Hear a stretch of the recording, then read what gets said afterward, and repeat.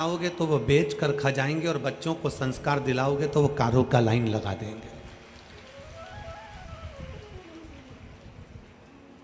आप बच्चों को गाड़ी दिलाओ ना दिलाओ, आप बेटों की जिद पूरी करने के लिए उनको बंगला गाड़ी कुछ दो ना दो, पर इतना याद रखना कि अपने बच्चों को संस्कार जरूर दें।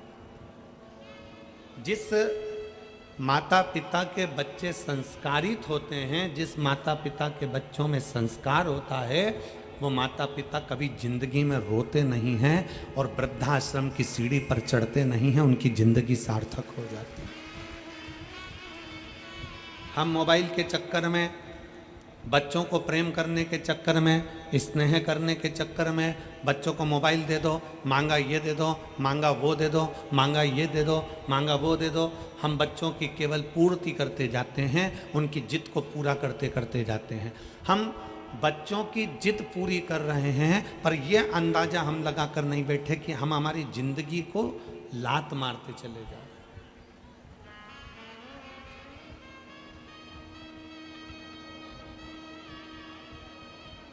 बच्चों की जिंदगी पूरी करने में, हम बच्चों की जिद पूरी करने में हम अपनी जिंदगी पर लात मार रहे हैं, हम अपना जीवन बेकार कर रहे हैं। शंकर भगवान क्या गणेश जी महाराज को प्रथम गिनती में नहीं गिन सकते थे? शंकर भगवान क्या अपने पुत्र का सम्मान नहीं करा सकते थे? पर भगवान देवाधिदेव महादेव भगवान शंकर ने अपने बेटे को प्रथम गिनती में नहीं गिना। भगवान शंकर ने अपने पुत्र कार्तिक को, गणेश जी को प्रथम गिनती में नहीं गिना। कब गिना? जब कह दिया गणेश जी और सदानंद कार्तिकेय जी, जाओ पूरी पृथ्वी की परिक्रमा कर कर आओ। पृथ्वी की परिक्रमा कर कर आओगे, पृथ्वी की अगर तुम परिक्रमा कर कर पहुंचोगे तो जो पहले पहुंचेगा उसको प्रथम गिनती में गिना जाए। मतलब भगवान शंकर भी अपने पुत्रों से कह रहे हैं, भगवान शंकर भी मार्गदर्शन कर रहे हैं कि कर्म करोगे तो फल मिलेगा।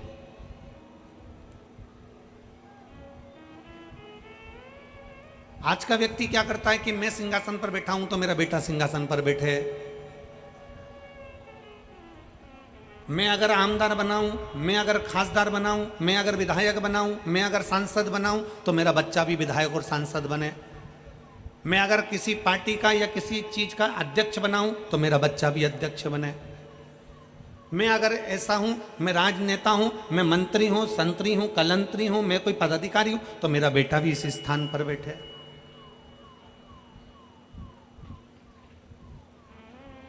पर शिव महापुराण की कथा कहती है,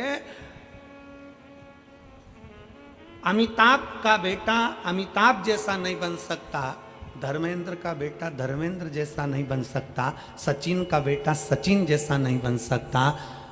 सबकी अपनी अपनी क्वालिटी है।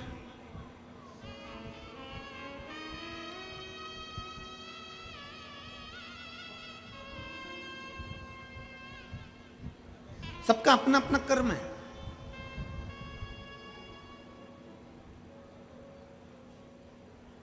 अपने भीतर की जो एक ज्योति है, अपने भीतर की जो एक ऊर्जा है, उसको स्वयं को जगाना है। सास क्या सोचती है? मेरी बहू मेरे जैसे बने। मैं अगर सुबह 4 बजे जाग रही हूं तो मेरी बहू 4 बजे जागे।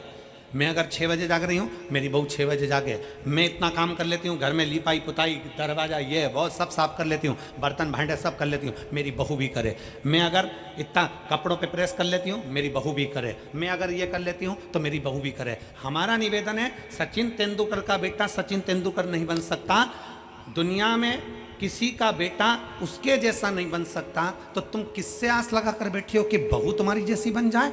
निवेदन है, जो बहू आज के समय में आ रही है, जितना कर रही है, भगवान को धन्यवाद देना कि बहुत अच्छी भेजी है जो अच्छा कर रही है। बहुत अच्छी बहू है जो इतना कर रही है। आने वाले समय की जो तुम्हारे छोटे छोटे पोता पोती है ना, इनकी जो जगत जननी आएगी ना, जगदम्बा, तब मालूम पड़ेगा। 1 मिनट तुम उसके साथ बैठ लो, ये बहुत बड़ी बात है। इसलिए आज के समय की जितनी बहुएं हैं, मेरा सासुओं से निवेदन है, जैसी बहू है भगवान भोलेनाथ को धन्यवाद देते रहना कि तूने बहुत अच्छी दी है, कम से कम हमारे घर में हमारे साथ रह तो रही है। कोई किसी के जैसा नहीं होता। सास सोचे मेरे जैसी फुर्ती मेरी बहू में होना चाहिए, मैं फुर्ती फुर्ती काम कर लेती हूँ, मेरी बहू फुर्ती फुर्ती काम करना चाहिए, मैं इतने लोगों का भोजन 50 लोगों का भोजन चुटकी में बना के रख देती हूँ। तो तुम सास हो, वो बहू है। सास और बहू में अंतर है कि नहीं है? अपने जैसा मत सोचो कि बहू मेरे बराबर काम करे। सुबह 4 बजे मैं जगी हूं, बहू मेरे से पहले जगना चाहिए। मैं अपने सास को चाय पिला देती थी सुबह 5 बजे, तो मेरी बहू में मुझे चाय पिलाए सुबह 5 बजे। अगर बहू उठकर अपने बच्चों को सुबह से संभाल रही है, समझ लेना कि भगवान की बड़ी कृपा है, ठाकुर जी की बड़ी कृपा है। हमारे जैसा कोई नहीं बन सकता। और मेरी जीजियों, मेरी सास जितनी माताएं बैठी हैं, मैं तुमसे निवेदन करता हूं, तुम ओल्ड इज गोल्ड, तुम ओल्ड इज गोल्ड। जब तुम इतनी पावरफुल हो, तुम गोल्ड हो, तो सिल्वर कैसे गोल्ड हो सकता है?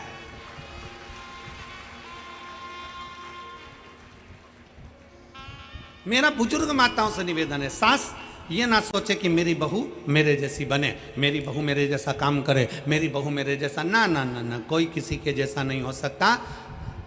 समय की अवस्था में जो परमात्मा ने जन्म दिया है, एक कलेक्टर अपने बेटे को भी कलेक्टर बनाना चाहता है, पर जैसा पिता कलेक्टर है, बेटा कलेक्टर बन तो जाएगा पर बाप की होड़ नहीं कर पाएगा। ये नीति है। एक बाप सीए है, अपने बेटे को सीए बनाना चाहता है। एक पिता इंजीनियर है, अपने बेटे को इंजीनियर बनाना चाहता है। एक पिता थानेदार है, अपने बेटे को थानेदार बनाना चाहता है। पर निवेदन है, उसके जैसा नहीं बन सकता, क्योंकि उसने अपनी जिंदगी में परमात्मा से जो प्राप्त कर कर लाया था, वो केवल उस अकेले को मिला था। तुम्हारे जैसा गुण किसी दूसरे को नहीं मिला, तुम अकेले को मिला। तुम दूसरे से क्या होड़ करना? अपने बच्चों को सतमार्ग दिखाना, अपने बच्चों को सत्संग में ले जाना, अपने बच्चों को भगवत स्मरण में ले जाना, ये हमारे आने वाले समय को हम अच्छा बनाने का प्रयास करें, श्रेष्ठ बनाने का प्रयास करें। भगवान शंकर चाहते तो गणेश जी महाराज को प्रथम बना देते, पर भगवान शंकर ने गणेश जी को प्रथम नहीं बनाया। कब बनाया? गणेश जी जाओ पूरी पृथ्वी की परिक्रमा कर कर आओ, षडानंद कार्तिकेय जाओ पूरी पृथ्वी की परिक्रमा कर कर आओ। अपना कर्म पूरा करोगे तो अपने आप प्रथम गिनती में गिने जाओगे। कर्म पूरा नहीं करोगे और तुम सोचो कि मेरे पिताजी के पास तो बहुत सारा धन है, मेरे मम्मी के पास तो बहुत सारा गोल्ड है, मेरे परिवार में तो बहुत दौलत है, मेरे परिवार में तो बहुत धन है। श्री शिवाय नमस्तुभ्यम ये वो मंत्र है जो ये बता देता है कि तुम्हारे परिवार में कितना भी धन हो, पर तुम भगवान का जो नाम जाप करते हो, तुम भगवान का जो भजन करते हो, उसके बल से तुम्हारी किस्मत का भी धन तुम्हारे को प्राप्त होगा। तुम दूसरे पर आश्रित होकर नहीं, स्वयं पर प्रबल होकर बढ़ने का प्रयास करिए। स्वयं